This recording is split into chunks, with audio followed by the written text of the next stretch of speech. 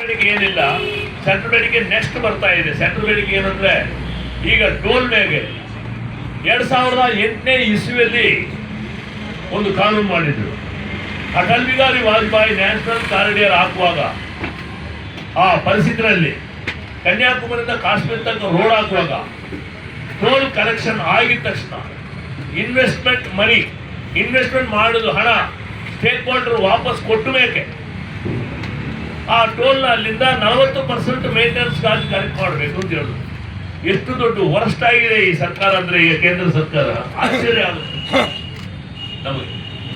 ಎಷ್ಟು ಆಶ್ಚರ್ಯ ಆಗುತ್ತೆ ಅಂದ್ರೆ 2008ನಲ್ಲಿ ಒಂದು ಕಾನೂನು ಮಾಡಿದ್ರು. 2008ರಲ್ಲಿ ಕಾನೂನು ಮಾಡಿರೋದು 40% ಕಲೆಕ್ಟ್ ಮಾಡಬೇಕು ಅಂತ. ಕೋಟ್ಯಾಂತರ ರೂಪಾಯಿ ಈಗ ಜಾಸ್ತಿ ಹೋದು. ಇಲ್ಲ ಬೆಂಗಳೂರಿಂದ ಚೆನ್ನೈ ಹೋಗೋ ರೋಡ್ ಆಗಲಿ, ಈಗ ಬೆಂಗಳೂರಿಂದ ಹುಬ್ಳಿ ಹೋಗಲಿ, ಈಗಾಗಲೇ ಬೇಕಾದಷ್ಟು ಟೋಲ್ ಕಲೆಕ್ಷನ್ ಆಗೋಗ್ಬಿಟ್ಟಿದೆ. ಸುಮಾರು 3,000 ಕೋಟಿ ಕಲೆಕ್ಷನ್ ಆಗಿದೆ. ಬ್ಯಾಂಗ್ಳೂರು ಟು ಚೆನ್ನೈ ರೋಡ್ ಖರ್ಚು ಮಾಡಿದ್ರೆ 1,200 ಕೋಟಿ. ಬ್ಯಾಂಗ್ಳೂರು ಟು ಮುಂಬೈ, ಪೂನಾ ಟು ಮುಂಬೈ 11,000 ಕೋಟಿ ಕಲೆಕ್ಟ್ ಆಗಿದೆ. 3,000 ಕೋಟಿ ಇನ್ವೆಸ್ಟ್ಮೆಂಟ್ಗೆ.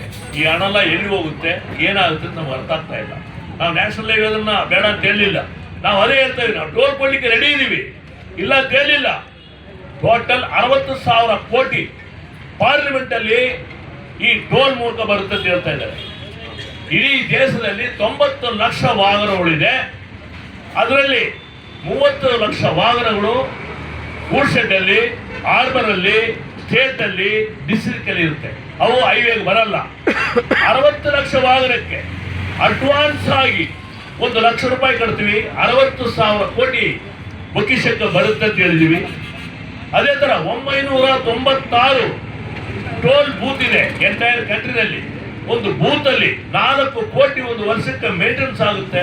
ಅದರಲ್ಲೂ 4,000 ಕೋಟಿ ಮ್ಯಾಗ ನಿಮಗೆ ಉಳಿತಾಯ ಆಗುತ್ತೆ ಅಂತ ಹೇಳಿದೀವಿ. ನ್ಯಾಷನಲ್ ಹೈವೇದಲ್ಲಿ ಫ್ರೀ ವೀಕೆಂಡ್ ಮೂವ್ಮೆಂಟ್ ಇರಬೇಕು ಅಂತ ಹೇಳ್ಬಿಟ್ಟು ಸರ್ಕಾರ ಮಾಡಿದೆ ರೋಡು. ಆದ್ರೆ ಈ ಹಣ ಕೋಟ್ಯಾಂತರ ರೂಪಾಯಿ ಹಣ ಎಲ್ಲಿ ಹೋಗುತ್ತೆ ನಮ್ಗೆ ಅರ್ಥ ಆಗ್ತಾ ಇಲ್ಲ. ಒಂದು ಗಾಡಿಗೆ 1 ಕಿಲೋಮೀಟರ್ಗೆ 6 ರೂಪಾಯಿ ಕೊಡ್ಬೇಕಾಗುತ್ತೆ. ಇದು ಎಲ್ಲಿ ಹೋಗಿ ಮುಗಿತು ಗೊತ್ತಿಲ್ಲ. ತಿಂಗಳಿಗೆ ನಾವು ಡ್ಯೂ ಕಟ್ಟೋದು 50,000 ಅಂದ್ರೆ ಟೋಲ್ 45,000 ಕೊಡ್ತಾ ಇದ್ವಿ. ಆಶ್ಚರ್ಯ. ಒಂದು ವರ್ಷಕ್ಕೆ 4,80,000.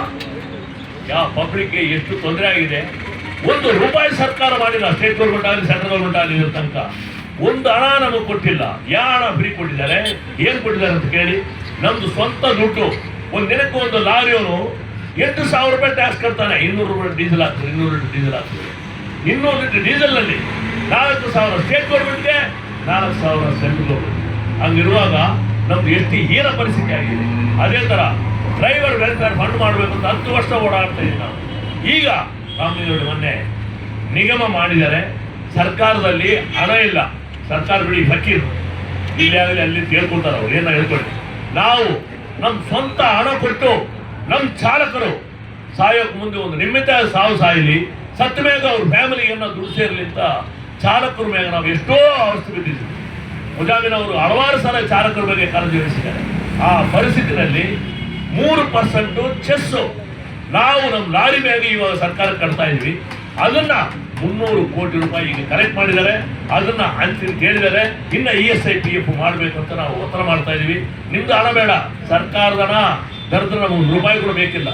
ಆದ್ರೆ ನಮ್ಮ ಹಣ ನಾವು ಕೊಡ್ತೀವಿ, ನಮ್ಮ ಚಾಲಕರಿಗೆ ನಮ್ಮ ಹಣ ಕೊಡ್ತೀವಿ. ಆದ್ರಿಂದ ಕೂಡಲೇ ಸರ್ಕಾರ ಎಚ್ಚರಿಕೆ ತಗೊಂಡು ಇದೆಲ್ಲ ತೀರ್ಮಾನ ಮಾಡಿ 14ನೇ ತಾರೀಕು ಹೊಡೆದವ್ರೆ ರಸ್ತೆಯಲ್ಲಿ ಅಲ್ಲೆಲ್ಲಿ ಚಾಲಕರು ತೀರ್ಮಾನ ಮಾಡಿಬಿಡ್ತಾರೆ, ಅಲ್ಲೆಲ್ಲಿ ಗಾಡಿಯವರು ನಿಲ್ಸ್ಕೊಂಡ್ಬಿಡ್ತಾರೆ ಅಂತ ಹೇಳಿದ್ದಾರೆ. ಅದೇ ತರ ಯಾವುದೇ ಗಾಡಿಗಳು ರೋಡಲ್ಲಿ ಅಡ್ಡಾಡೋದಿಲ್ಲ ಅಂಬೋದು ತಿಳ್ಕೊಳ್ತಾ ಇದೀವಿ. ಪಬ್ಲಿಕ್ ನಮ್ಮನ್ನ ಸ್ವಲ್ಪ ಕೋಆಪರೇಟ್ ಮಾಡಬೇಕು ಅಂತ ಕಳಕಳಿ ಮಾಡಬೇಕು. ವಿರುದ್ಧವಾಗಿ ತಾವು ಕೂಡ ಅದನ್ನು ಪಾಯಿಂಟ್ಸ್ ಅನ್ನು ಸೇರಿಸಬೇಕಾಗಿತ್ತಲ್ಲ ಅಂತ. ಇಲ್ಲ ಸರ್, ಈಗ ಇಂಪಾರ್ಟೆಂಟ್ ಸಬ್ಜೆಕ್ಟ್ ಇರ್ತೀವಿ. ಅದ್ರಿಗೆ ಜೊತೆಗೆ ಒಂದು 7-8 ಸಬ್ಜೆಕ್ಟ್ ನಾವು ಇಟ್ಟಿದ್ದೀವಿ. ಇತ್ತೀಚೆಗೆ ಖಾಸಗಿ ಬಸ್ ಮಾಲೀಕರು ನಿರ್ದೇಶಕರು ಹೇಳ್ತಾರೆ ಏನಂದ್ರೆ, ಒಂದು RTOದಲ್ಲಿ ಕೇಸ್ ವರ್ಕರ್ಗಳಿಗೆ ನಾವು 10ರಿಂದ 20,000 ರೂಪಾಯಿ ಅಮೌಂಟ್ ಅನ್ನು ಲಂಚ ಕೊಡಬೇಕು, ಇಲ್ಲ ಕೆಲಸ ಆಗಿಲ್ಲ ಅಂತ ಹೇಳ್ತಾರೆ.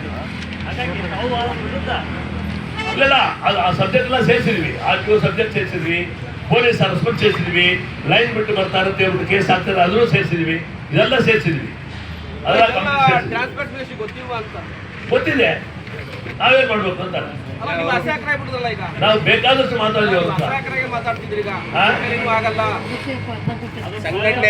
ಸಂಘಟನೆ ಅಸಹಾಯಕ ಆದ್ರೆ ಚಾಲಕರು ಮತ್ತೆ ಓನರ್ಗಳು ಏನ್ ಮಾಡ್ತಾರೆ? ರೈತಗಾರರು ಯಾರು? ಇಲ್ಲೆಲ್ಲ ಸಂಘಟನೆ ಈಗ ಬಿಗಿ ಬಂದೋಬಸ್ತ ಈಗ ಮಾಡಕ್ ಹೊರಟಿದೀವಿ ನಾವು.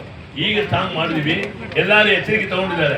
ಎಲ್ಲಾರು ಒಂದೇ ತರ ಇರಲ್ಲ. ಅಧಿಕೃತವಾಗಿ ತಗೋತಾರ ಅನ್ನೋದು ನಿಮಗೂ ಗೊತ್ತು, ಎಲ್ರಿಗೂ ಗೊತ್ತು. ಹಾಗಾಗಿ ಅದ್ರ ವಿರುದ್ಧವಾಗಿ ಆದಷ್ಟು ಈಗ ನೋಡಿ, ಅಲ್ಲೆಲ್ಲಿ ಬೇಕಾದಾಗ ಅಧ್ಯಕ್ಷರು ಹೋಗ್ತಾರೆ, ನಾವು ಹೋಗ್ತೀವಿ, ಆವಾಗ ಕೆಲಸ ಆಗುತ್ತೆ. ಇಲ್ಲಿ ಬಂದ ತಕ್ಷಣ ಅವ್ರ ಕೆಲಸ ಅವ್ರು ಶುರು ಮಾಡ್ತಾ ಇರ್ತಾರೆ. ಏನು ಮಾಡೋಕ್ಕಾಗಲ್ಲ. ನಾವು ಎಷ್ಟೋ ಫೈಟ್ ಮಾಡಿದೀವಿ, ಇಲ್ಲ ಎಷ್ಟೊಂದು ಓಡಾಡ್ಬೇಕು ನಾವು. ಈ ಪ್ರತಿಭಟನೆಗೋಸ್ಕರ ಎಷ್ಟು ಗಾಡಿ ಸ್ಥಗಿತ 5 ರೂಪಾಯಿ ಡೀಸೆಲ್ ಪ್ರೈಸ್ ಇನ್ಕ್ರೀಸ್ ಮಾಡುದು ಸರ್ಕಾರ ಬೊಕ್ಕಿಸಕ್ಕೆ ಕೋಟ್ಯಾಂತರ ರೂಪಾಯಿ ಲಾಸ್ ಆಗ್ತಾ ಇದೆ. ಅದನ್ನು ಅವ್ರಿಗೆ ಗೊತ್ತಿಲ್ಲ. ಕಾರಣ ಈ 40,000 ಗಾಡಿ ಡೈಲಿ ಪಾಸ್ ಆಗೋದು 200 ಲೀಟರ್ ಡೀಸೆಲ್ ಆಗ್ತಾ ಇದೆ.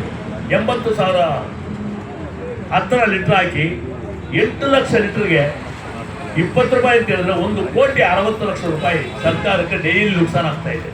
ಚೆನ್ನಾಗಿ ತಿಳ್ಕೋಬೇಕು.